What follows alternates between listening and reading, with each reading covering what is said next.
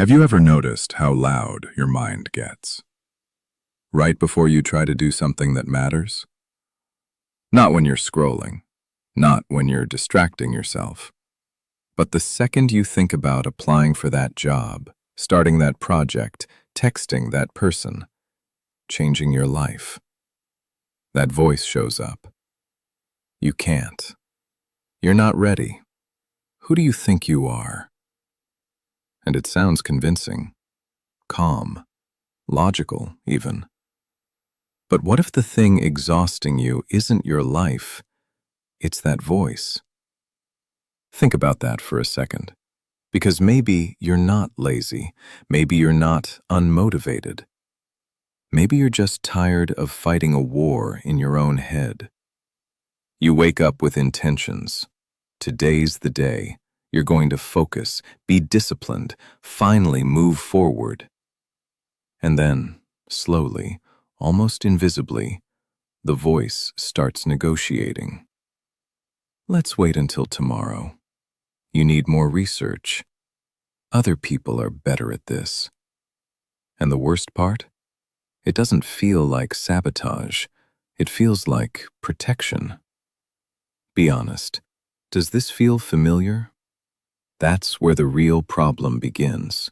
Not in your circumstances, not in your talent, but in the quiet belief that maybe you can't.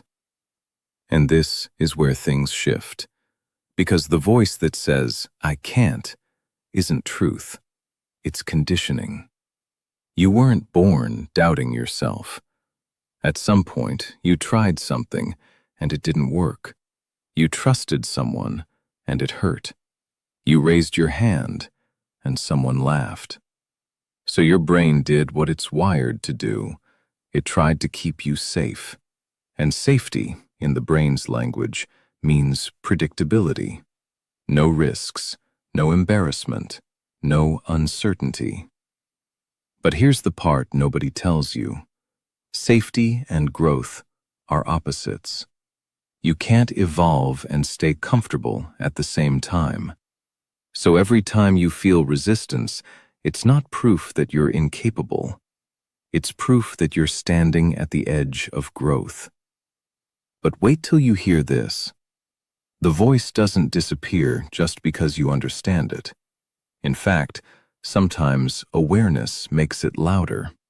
You start noticing how often you shrink yourself, how quickly you assume you'll fail, how fast you talk yourself out of trying. And that realization? It stings. Because now you can't pretend it's just bad luck. Now you see the pattern. And maybe there's a part of you that whispers, "What if I never fix this?" That fear is real. What if you stay stuck? What if 5 years pass and nothing changes? What if this is just who you are? I used to think that way too. I thought confidence was something other people were born with, that some people just wake up believing in themselves. Turns out, that's not how it works. Confidence isn't a personality trait. It's a skill. And like any skill, it's built by repetition. But here's the catch. You can't build confidence while listening to a voice that tells you not to try. So the real battle isn't out there. It's internal, and it's subtle. Because the voice doesn't scream. It whispers. It sounds like logic, like realism, like being practical. So let me ask you something. If your best friend spoke to you the way your mind speaks to you, would you keep that friend? Or would you slowly distance yourself? Type A if you've ever caught yourself being your own worst critic. Type B if you somehow avoid that trap. No overthinking, just notice your instinct. Here's where it gets real. That voice? It's not you. It's a collection of past experiences, old fears, borrowed opinions, and you've been mistaking it for your identity. That's the trap. You think, "I'm just not confident." I'm just bad at this. I'm just not that kind of person. But what if those are just rehearsed thoughts? What if you've repeated them so often that they feel permanent? This next part changes everything. You don't kill the voice by arguing with it. You weaken it by acting anyway. Tiny actions, small defiance. Because every time you move forward, despite the doubt, you send your brain a new message. I survived. I handled that. Maybe I can. And that's how identity shifts. Not in one dramatic breakthrough, but in quiet moments where you choose action over fear. And right now, you're standing at one of those moments. You can keep listening to the voice, or you can question it. And questioning it? That's the beginning of power. Questioning the voice feels small, almost insignificant. But that's how every internal revolution starts, not with fireworks, with doubt about your doubt. You catch the thought, I can't do this. And instead of agreeing automatically, you pause. You ask, says who? And that moment? That's new. Because most of your life, you didn't even realize you had a choice. The voice spoke, you obeyed. It said, don't try. You stayed still. It said, you'll embarrass yourself. You played small. It said, other people are ahead. You compared and shrank. But here's where it gets uncomfortable. The voice isn't entirely wrong. Sometimes you will fail. Sometimes it will be messy. Sometimes you will look foolish. And this is where most people retreat, because they think confidence means certainty. It doesn't. Confidence means willingness. Willingness to look dumb. Willingness to try before you feel ready. Willingness to grow publicly. That's terrifying. So your brain offers a deal. Stay here. Stay safe. Stay average. And average doesn't sound that bad until you imagine staying there forever. Let me ask you something. 5 years from now, if nothing changes, how does that feel? Really picture it. Same doubts, same hesitation, same half-started ideas. Does that sit well with you? Or does something inside you tighten a little? That tightening, that's your awareness waking up. But here's the part nobody warns you about.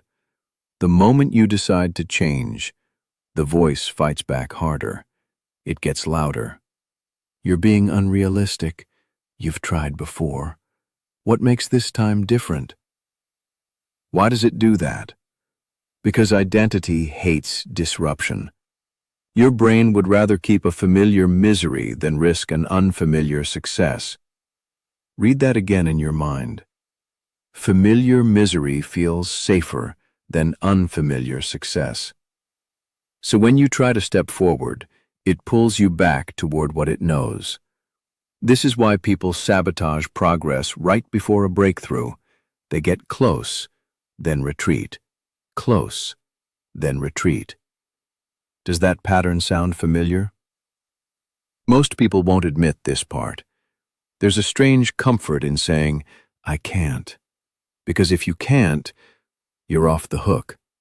No responsibility, no pressure, no expectations. I can't protects you from trying. But it also cages you. And cages don't always look dramatic. Sometimes they look like scrolling, like procrastinating, like waiting for motivation. Motivation. That's another myth. You think you need to feel ready, but readiness comes after action, not before. Here's a surprising realization. The people you admire, they don't feel more capable than you. They just move before they feel capable. That's it. They act with doubt. They act with fear. They act with uncertainty. And in acting, They slowly build evidence. Evidence that they can handle things. Evidence that they survive discomfort. Evidence that the voice isn't always right. And once you gather enough evidence, something shifts. The voice doesn't disappear, it just loses authority. It becomes background noise instead of command. But here's where it gets personal. You have to decide who you are. Are you the person who obeys fear, or the person who notices it and moves anyway? Which one are you right now? Stuck or starting? Don't analyze it, just feel it. Because identity isn't declared once, it's chosen repeatedly. Every small decision reinforces a version of you. Skip the workout? That's one vote for I quit. Send the email anyway? That's one vote for I show up. It sounds dramatic, but it's mechanical. You are building yourself in real time. And this is where things begin to shift emotionally. Instead of asking, "Can I do this?"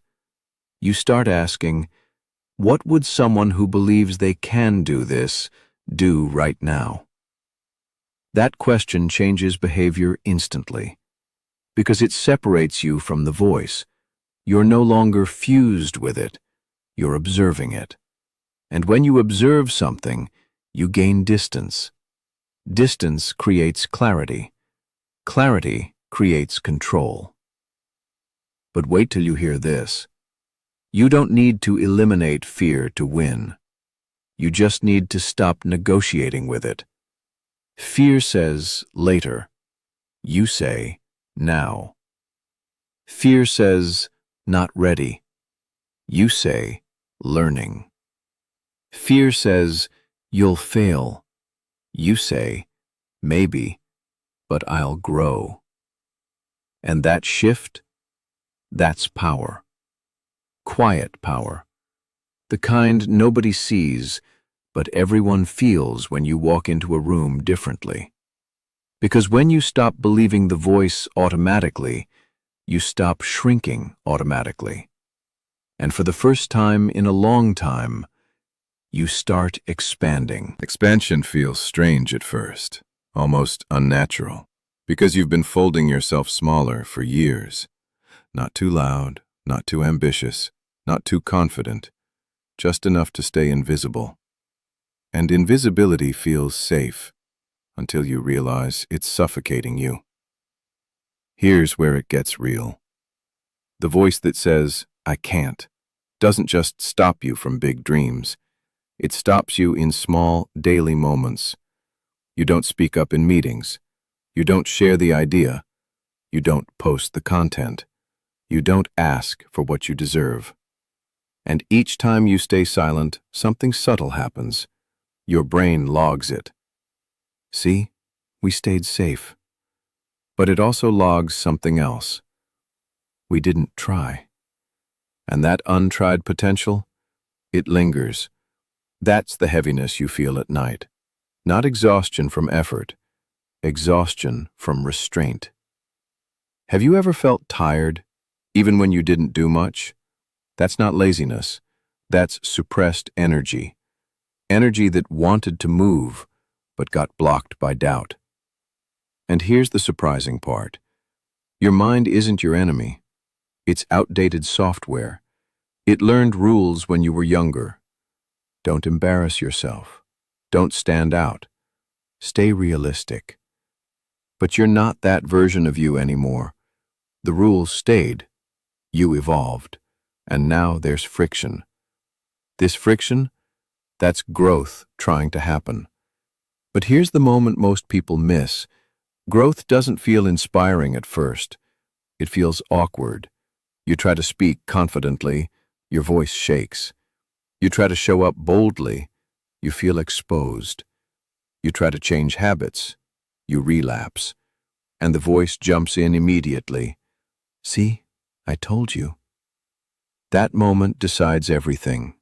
Because if you agree with the voice, the cycle resets. But if you pause, even for one breath, something different happens. You separate mistake from identity. Instead of, I failed, it becomes, that attempt failed.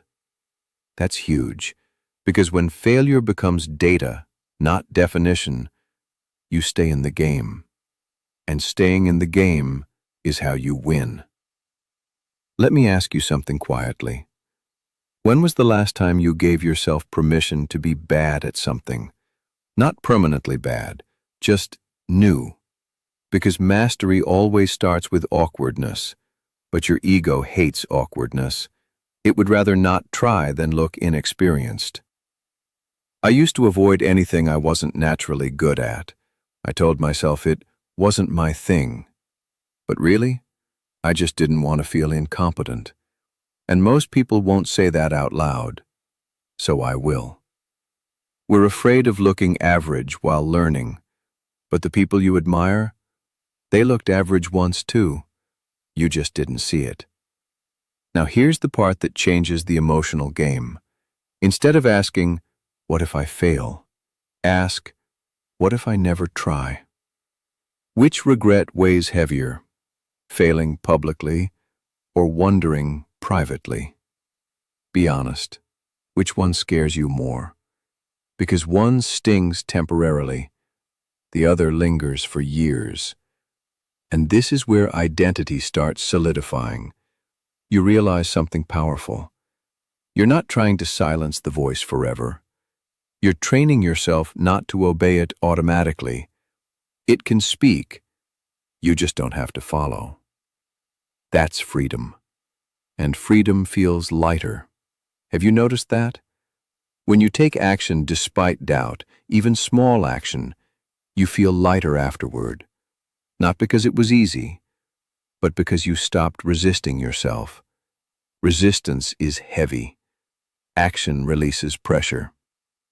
And here's where it gets practical. You don't need a life overhaul. You need micro wins. Send one message. Apply for one opportunity. Wake up 10 minutes earlier. Have one uncomfortable conversation. Small moves. Because every small move tells your brain, we're capable. And capability builds evidence. Evidence builds belief. Belief builds identity. And identity builds destiny.